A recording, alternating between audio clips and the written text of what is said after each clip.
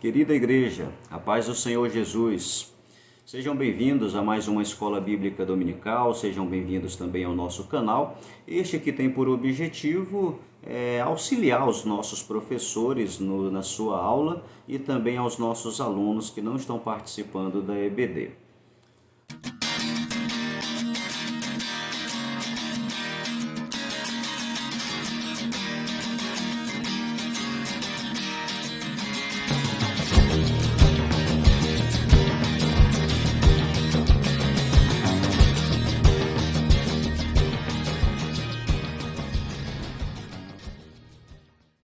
O nosso assunto de hoje, a lição de número 2, tem como título Valorizando as perdas. Em outras palavras, valorizar o que temos ainda antes de perder. Valorizar o que temos é muito importante e também a reação que nós temos frente às nossas perdas também é muito importante. A Bíblia Sagrada nos fala de Jacó, por exemplo, que ao saber da morte do seu filho José, ele chora amargamente, se lamenta por dias, chora muito, a tristeza invade o seu coração, o que é normal para uma perda tão grande quanto a perda de um filho. Porém, a Bíblia Sagrada fala que Davi, quando seu filho estava doente, ele também chora, lamenta, se entristece e entra em jejum para pedir a Deus que o filho não morra, e o filho acaba morrendo. E quando todos esperavam que ele iria se desabar pela morte do seu filho, ele se levanta e segue a vida normalmente. São dois personagens muito importantes na Bíblia que tiveram experiências semelhantes da morte de filhos e a reação deles foram distintas uma da outra, o que prova para nós que nós reagimos diferente às nossas perdas. Então, meu irmão, essa lição é muito importante para nós, porque tão importante quanto valorizar as coisas para não perdermos, é também aprender com as nossas perdas. O primeiro ponto da nossa lição fala sobre contabilizando as perdas. É o primeiro capítulo. Nesse primeiro capítulo, nosso pastor Edi traz à nossa memória os 3 ensinos de Jesus através das 3 parábolas. A das 100 ovelhas, que uma se perde, a das 10 dracmas, que uma se perde, e dos 2 filhos, a parábola do filho pródigo, o qual um se perde ao sair de casa e o outro já estava perdido dentro de casa. O primeiro capítulo fala sobre Jesus, o primeiro tópico fala sobre Jesus, o nosso pedagogo, o que traz exatamente essa conclusão de que os ensinos de Jesus eram feitos através de parábola e de muitos outros meios, é claro, mas as parábolas sempre estiveram em grande evidência nos ensinos de Jesus. A parábola, ela pode ser tanto uma história fictícia, como também pode ser uma história real. O objetivo da parábola é trazer lições de vida aos seus ouvintes. E é interessante o ensino da parábola porque a plateia, por mais numerosa que seja, e ouvindo uma mesma parábola, vão tirar lições edificantes distintas. Cada pessoa vai aprender de uma forma diferente, porque vão aplicar de melhor forma o ensino daquela parábola. E Jesus, muito sabiamente, utilizou-se dessa forma de ensino para poder trazer as suas ilustrações e as suas verdades espirituais. A partir do subtópico 2, nós começamos a falar aqui de personagens que perderam por não valorizar algumas coisas que receberam e que também conquistaram. O primeiro que nós vamos tratar aqui é sobre Adão. O subtópico 2 diz: Adão não valorizou o jardim. Em outras palavras, Adão não valorizou a sua casa, a sua moradia mesmo, a parte física. E nós aprendemos com Adão, meus irmãos, que precisamos valorizar aquilo que já temos conquistado na vida. Valorize a sua casa, valorize o seu carro, valorize a moto, valorize a bicicleta, valorize as suas roupas. Devemos valorizar e agir, tratar com zelo aquilo que nós temos, porque muita gente perde muito dos seus bens apenas porque não tem zelo, porque não tem cuidado, porque não lava uma roupa direito, porque não cuida da manutenção do seu veículo, porque não dá uma pintura na casa, porque não mexe em nada na sua casa, quebra uma tomada, ele não ajeita. Tem certas coisas que não demandam uma quantidade em dinheiro para poder ajeitar e, no entanto, irmão, nós acabamos desvalorizando os bens que nós conquistamos na vida, e Adão ele nos traz esse ensino de que devemos sim valorizar. Não estou dizendo que devemos valorizar os bens materiais acima das espirituais ou valorizar os imóveis, né, acima da nossa família, não. Mas nós precisamos disso enquanto estamos aqui na terra. Então fica a dica, ilustrado pelo exemplo de Adão, vamos valorizar os nossos bens materiais, porque precisamos dele enquanto nós estivermos aqui na terra. O segundo subtópico fala de Sansão. Sansão não valorizou a unção, ou seja, não valorizou a sua chamada. Talvez você seja um pastor, talvez você seja um diácono, um cantor da igreja, um obreiro da igreja. Precisamos valorizar a chamada que Deus nos deu. Eu busco valorizar muito a chamada de mestre que Deus me tem dado. Eu gostaria de incentivá-lo a também valorizar a sua chamada. Estude mais, leia mais, pesquise mais, compre livros para que você possa enriquecer o seu conhecimento, para que as suas aulas, as suas pregações, os seus ensinos possam ser melhor ilustrados, melhor baseados, né? É muito interessante e é muito importante. Quem não gosta de ver um pregador ensinando com sabedoria? Ter unção é muito importante, mas imagine um pregador, um pastor ensinando com unção e com sabedoria. É bom ouvir uma mensagem dessa. É bom ouvir um professor que tem conhecimento, que tem unção de Deus, mas também tenha conhecimento. É muito importante, isso favorece a EBD, favorece a edificação da igreja, favorece a igreja como um todo. Não podemos valorizar o nosso ministério não apenas com conhecimento e com buscas materiais, mas também devemos valorizar espiritualmente. Vamos orar, vamos ler mais a Bíblia, vamos nos consagrar, vamos jejuar, vamos buscar, vamos utilizar os elementos espirituais, as armas espirituais para também edificar a nossa chamada. Valorize o seu ministério. Outro subtópico da nossa lição, o subtópico 4, o rei Acabe não valorizou o reino de Israel. A história de Acabe é interessante nesse ponto. Ele tem muitos defeitos e aqui aparece mais um. Acabe, ele além de ser o rei de Israel, ele se preocupa com uma vinha de um homem chamado Nabote, o qual não lhe possuía. Eu vejo aqui o exemplo do rei Acabe como um exemplo de muitas pessoas que têm muitas conquistas na vida, já adquiriram reinos, casas, famílias, e estão preocupados valorizando coisas que ainda não conquistaram. Pessoas que já ganham bem e não valorizam o que já conquistaram, a sua casa que comprou, a família que edificou, estão correndo atrás de mais conquistas e não estão aproveitando aquilo que já conquistou. Meu irmão, você tem uma família já conquistada, valorize isso, faça festa com a sua família, valorize a sua casa, valorize a família, valorize os seus bens, valorize o que você já conquistou. Pare de correr freneticamente, desesperadamente, dando valor a novas conquistas, quando você não se alegra nem com o que já conquistou. Você já tem um emprego? Já dá para curtir um pouco? Então curta com a sua família. Dá para viajar? Então viaje com a sua família. Dá para comprar roupas? Então compre roupa para a sua família. Meu amigo, aprenda a curtir e valorizar o que você já conquistou. Não faça igual o rei Acabe. Tem tudo e vive para conquistar coisas que ainda estão no futuro. O que é do futuro pertence a ele. O que é do presente é o que você já conquistou. Viva e se alegre com aquilo que Deus já lhe deu. O quinto fala sobre Deus deu a Davi o reino de Israel, mas não deu Betseba. Se Acabe estava correndo atrás de coisas que ele não lhe pertencia, o rei Davi agora, nesse exemplo, está correndo atrás de coisas que nem poderia lhe pertencer. Betseba já era casada, Davi já era casado. Ambos cometeram adultério por causa de um momento, uma paixão momentânea, por causa de tentar vivenciar uma coisa esporádica, momentânea, temporária. Davi pecou e trouxe uma grande desgraça sobre a sua família. Meu irmão, aqui fala de adultério.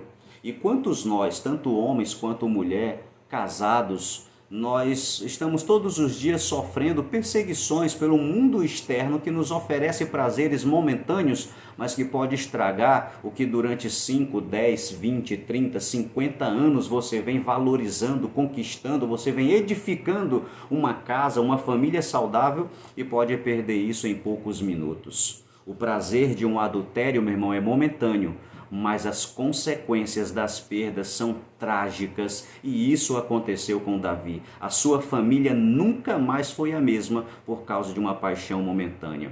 Eu tenho percebido, conversando e ouvindo vários relatos, eu tenho percebido que muitas vezes o cônjuge, ele peca no adultério por estar cultivando o perigo perto dele.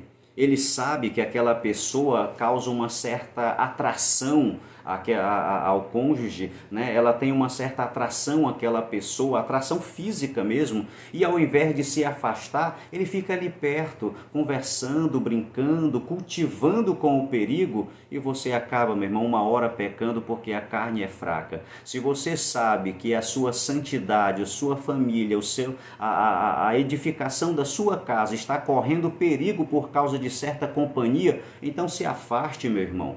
Fique nesse negócio de ficar dando carona para quem você está a perigo, oferecendo companhia para com quem você possa cair. Se afaste do pecado. A Bíblia diz: fuja da prostituição. O mesmo serve para o adultério. Fuja do adultério.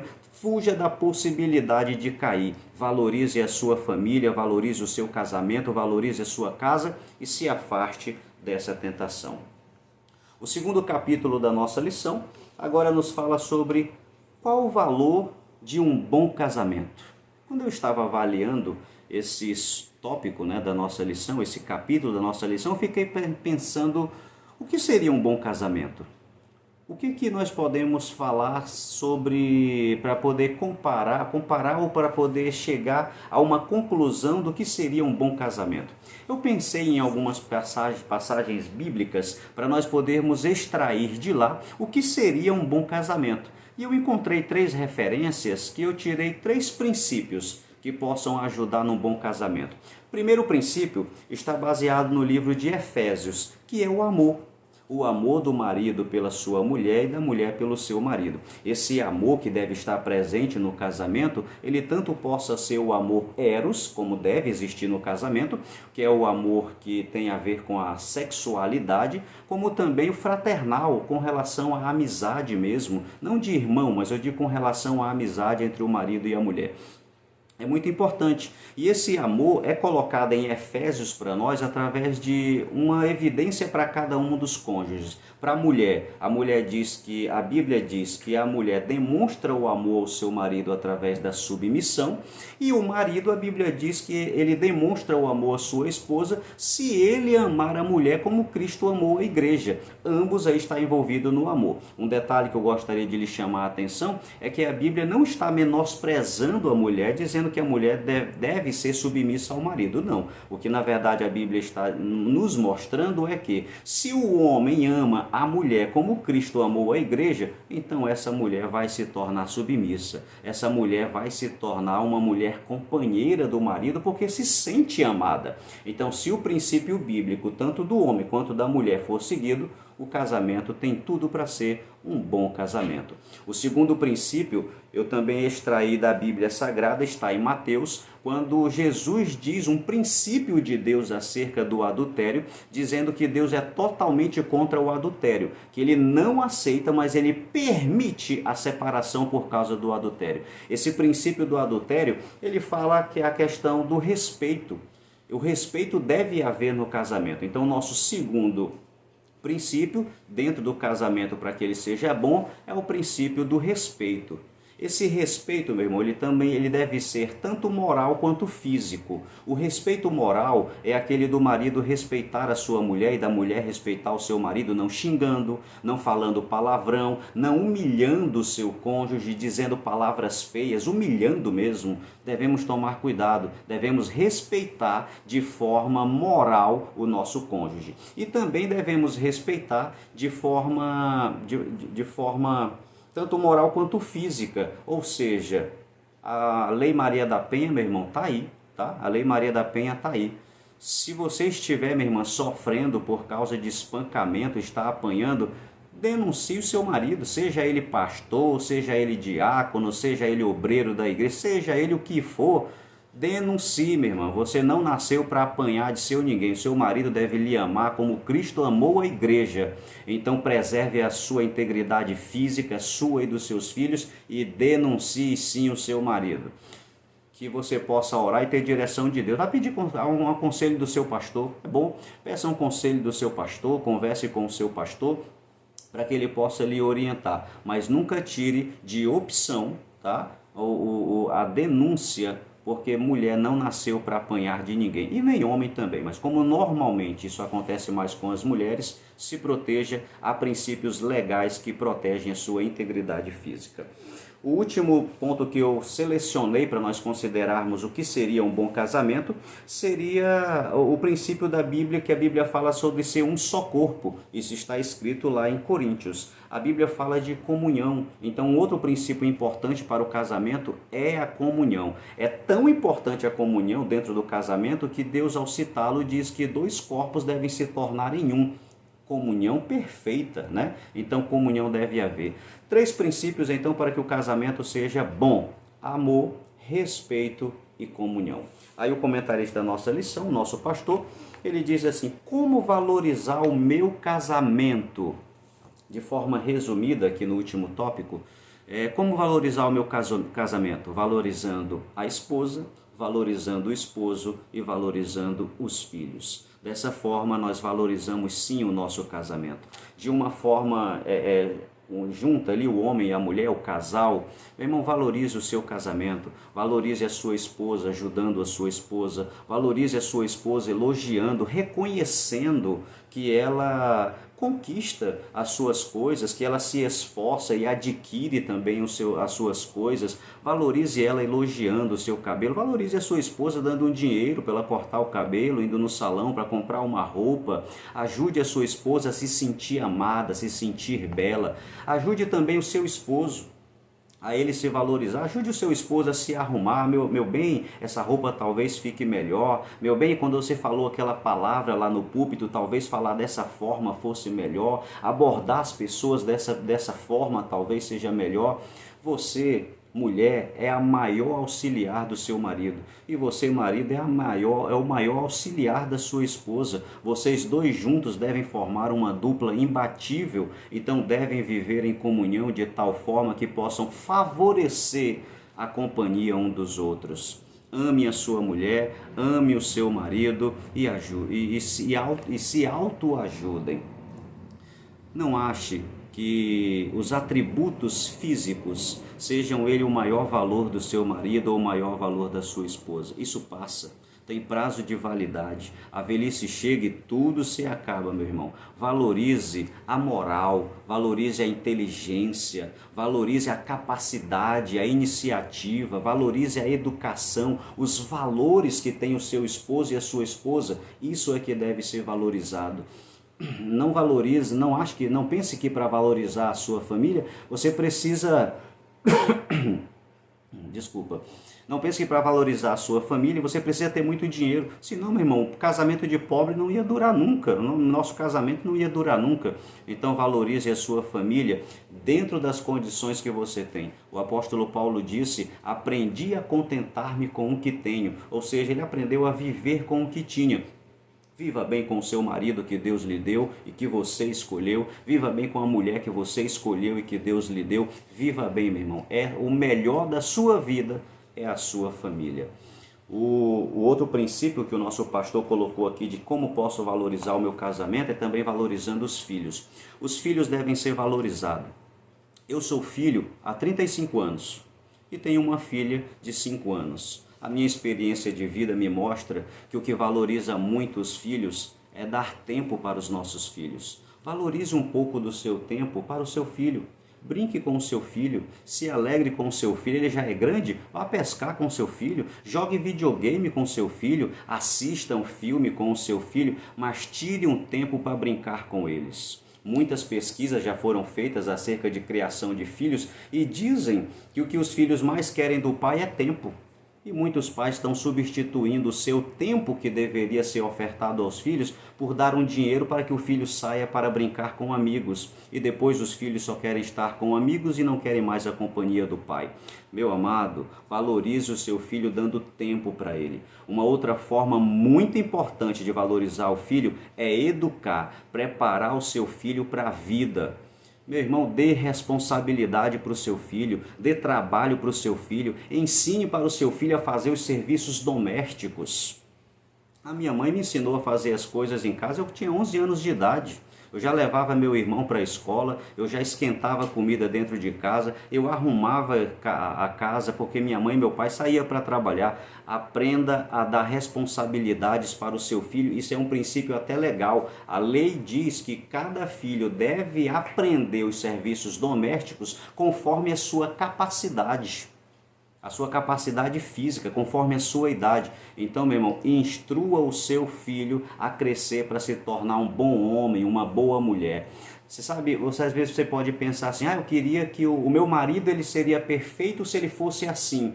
Então ensine o seu filho a ser esse futuro marido perfeito. A minha mulher poderia ser perfeita se ela fosse assim. Então ensine a sua filha a ser essa futura esposa perfeita. O seu filho não é hóspede em casa. A sua filha não é hóspede em casa. Os seus filhos fazem parte da família. Lavar a louça não é lavar a louça para papai e para mamãe, não. É lavar a louça para a família. É arrumar a casa para a família. É cuidar dos bens para a família.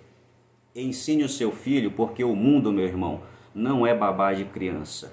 O mundo não é papai babão, o mundo não é mamãe babona. O mundo quer que o seu filho esteja pronto e você precisa ensinar o seu filho para que ele se torne uma pessoa de respeito, uma pessoa trabalhadora, uma pessoa que tenha integridade no meio da sociedade. Para finalizar esse nosso comentário a respeito da lição, uma coisa eu tenho aprendido nesses meus 10 anos de casado, que a comunicação ela é muito importante para favorecer a família. Então se comunique, que os cônjuges se comuniquem, se os filhos já tiverem idade, se comunique também com os seus filhos e valorize a companhia um do outro. O casamento vai dar certo se for formado por 3 pessoas, o marido, a esposa e também ter Deus dentro desse relacionamento. Lembre-se de uma coisa, tão importante quanto aquilo que se discute no meio da família é também a forma como se discute. Então, meu irmão, seja educado, trate bem o seu cônjuge, trate bem os seus filhos e deixe Deus abençoar a sua casa e a sua família, em nome de Jesus. Você que ainda não se inscreveu no nosso canal, se gostou da aula, por gentileza, se inscreva ao nosso canal, nos dê esse apoio e também favoreça compartilhando esse vídeo e levando a outras pessoas que precisam desta aula. Amém? Até a próxima aula. Deus em Cristo lhe abençoe, em nome de Jesus.